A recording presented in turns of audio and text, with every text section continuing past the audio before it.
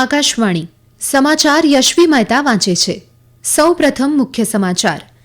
પ્રધાનમંત્રીએ ગુજરાતના જામનગરમાં પશુ બચાવ અને પુનઃવસન કેન્દ્ર વનતારાની મુલાકાત લીધી. કેન્દ્રીય ગૃહમંત્રી અમિત શાહે જણાવ્યું, સમગ્ર દેશમાં 12 વિવિધ કેસમાં માદક પદાર્થની હેરાફેરી કરનારા 29 આરોપીઓને અદાલતે દોષિત ઠેરવ્યા.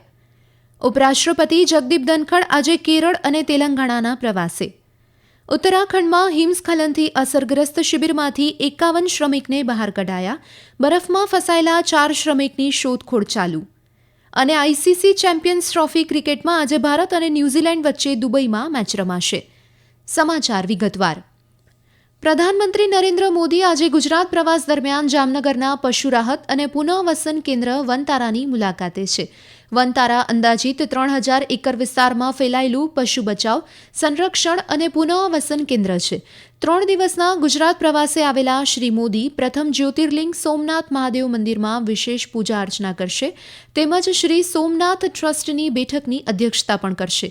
આ ઉપરાંત શ્રી મોદીની અધ્યક્ષતામાં રાષ્ટ્રીય વન્યજીવ બોર્ડની બેઠક યોજાશે. આ બોર્ડમાં સેના પ્રમુખ, અનેક રાજ્યના પ્રમુખ, આ ક્ષેત્રમાં કાર્યરત બિન સરકારી સંગઠનના પ્રતિનિધિ, મુખ્ય વન્યજીવ વોર્ડન અને અનેક રાજ્યના સચિવ સહિત 47 સભ્ય છે.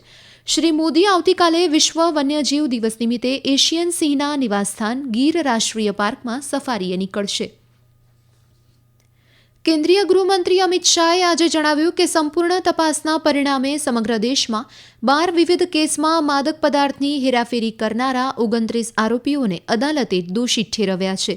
સોશિયલ મીડિયા સંદેશમાં શ્રી શાહે જણાવ્યું કે કેન્દ્ર સરકારે યુવાનોને વ્યસનમાં ધકેલી દેનારા અને માદક પદાર્થની હેરાફેરી કરનારાઓને સજા કરવામાં કોઈ કસર રાખી નથી. તેમણે માદક પદાર્થ મુક્ત ભારત બનાવવા ઝીણવટભરી તપાસ સાથે આવા દૂષણ સામેની લડત ચાલુ રાખવાનું પણ વચન આપ્યું હતું. ઉપરાષ્ટ્રપતિ જગદીપ ધનખડ આજે કેરળ અને તેલંગાણાના પ્રવાસે છે. કેરળના તિરુવનંતપુરમ હવાઈ મથક ખાતે કેરળના રાજ્યપાલ રાજેન્દ્ર આરકલેકર અને મંત્રી જીઆર અનિલ સહિતના મહાનુભાવોએ શ્રી ધનખડનું સ્વાગત કર્યું. શ્રી ધનખડ આજે તિરુવનંતપુરમમાં ભારતીય વિચાર કેન્દ્ર દ્વારા આયોજિત 4th પી પરમેશ્વરન સ્મારક વ્યાખ્યાનમાળામાં પણ વ્યાખ્યાન આપશે. ત્યારબાદ શ્રી ધનખડ તેલંગાણામાં ભારતીય ઔદ્યોગિક સંસ્થા હૈદરાબાદના વિદ્યાર્થીઓ અને શિક્ષકો સાથે સંવાદ કરશે.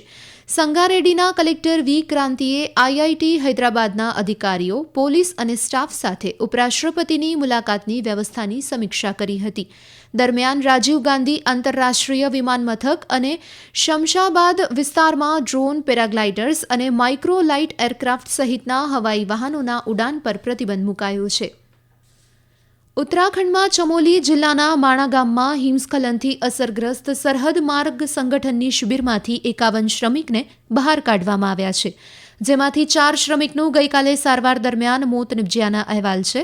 બરફમાં ફસાયેલા અન્ય 4 શ્રમિકની માહિતી મળતા યુદ્ધના ધોરણે તપાસ અભિયાન ચાલી રહ્યું છે. આકાશવાણી સાથેની વાતચીતમાં ઉત્તરાખંડ આપત્તિ વ્યવસ્થાપન સચિવ વિનોદકુમાર સુમને આ અંગે માહિતી આપી હતી. लोग अभी भी खोज रहे हैं. हम लोग 6 से 7 फीट बर्फ वहाँ है. इसके बावजूद वहाँ लगातार सर्च अभियान चलाया जा रहा है. इसके लिए दिल्ली से जीपीआर मंगाया गया है. ग्राउंड पेनिट्रेशन रडार होता है वो लगाया गया है और उसके साथ विक्टिम लोकेशन कैमरा और थर्मल इमेजिंग कैमरा भी आज भेजा गया है. મુખ્યમંત્રી પુષ્કરસિંહ ધામીએ કામગીરીનું નિરીક્ષણ કર્યું હતું. આ તકે તેઓએ જણાવ્યું કે આ બચાવ કામગીરી માટે ground પેનિટ્રેટિંગ radar, thermal imaging camera અને પીડિત લોકેશન કેમેરા સહિત અદ્યતન ટેકનોલોજીનો ઉપયોગ કરી રહ્યા છીએ. ઉપરાંત વાયુસેનાનું એક MI-17 હેલિકોપ્ટર, 3 ચિત્તા હેલિકોપ્ટર, ઉત્તરાખંડ સરકારના 2 હેલિકોપ્ટર, એઇમ્સ ઋષિકેશની 1 એર એમ્બ્યુલન્સ તૈનાત કરવામાં આવી છે. મુખ્યમંત્રી પુષ્કરસિંહ ધામીએ આગામી 3 દિવસ સુધી औली અને हर्षिले ન જવાનો આગ્રહ કર્યો છે.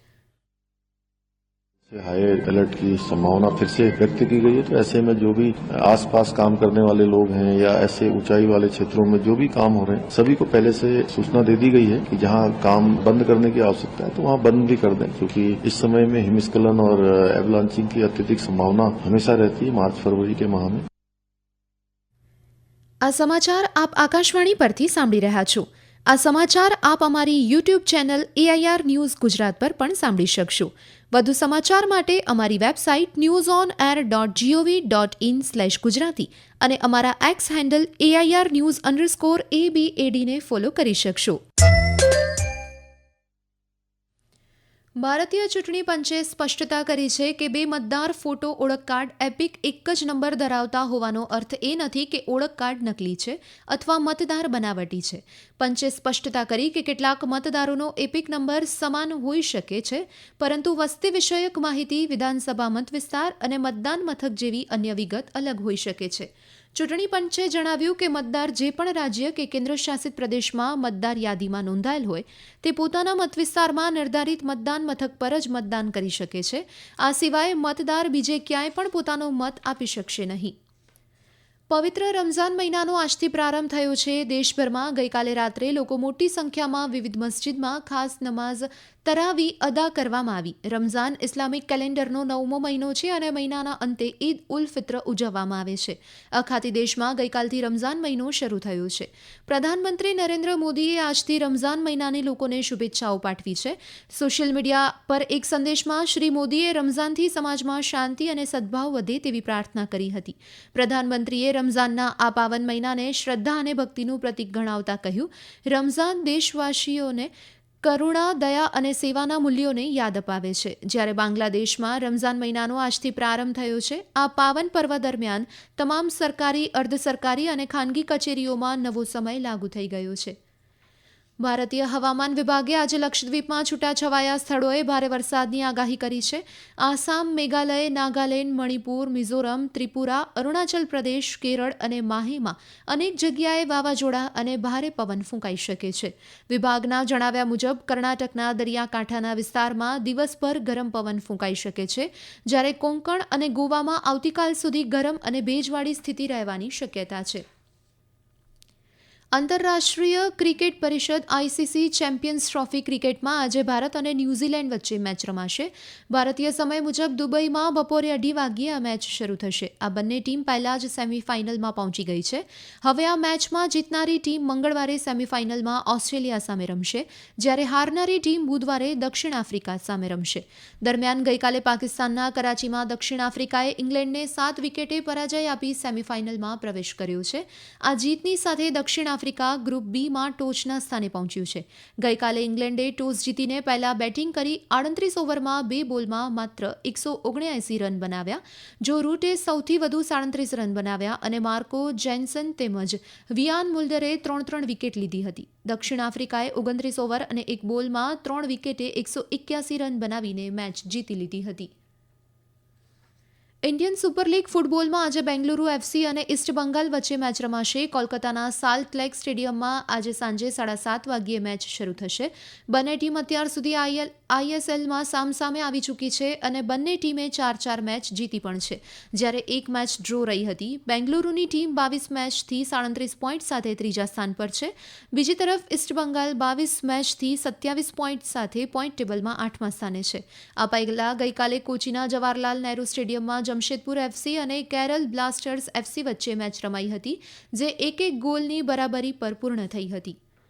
ટેબલ ટેનિસમાં ભારતે વડોદરામાં યોજાયેલી WTT યુથ કન્ટેન્ડર ટુર્નામેન્ટમાં ભવ્ય પ્રદર્શન કરતા 24માંથી 22 ખિતાબ જીતી લીધા છે.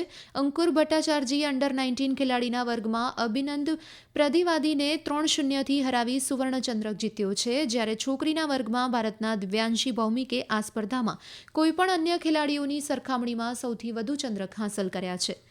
બેંગલુરુ ટેનિસ ઓપન સ્પર્ધામાં અનિરુદ્ધ ચંદ્રશેખર અને રે હોની જોડીએ પુરુષ ડબલ્સનો ખિતાબ જીતી લીધો છે. ગઈકાલે ભારત તાઇવાનની આ જોડીએ ઓસ્ટ્રેલિયાના બ્લેક બ્લેડન અને મેથ્યુ ક્રિસ્ટોફર રોમિસિયોસને 6-2, 6-4થી પરાજય આપ્યો હતો. અત્યાર સુધીમાં તેમણે 6 ખિતાબ જીત્યા છે. અંતમાં મુખ્ય સમાચાર ફરી એકવાર.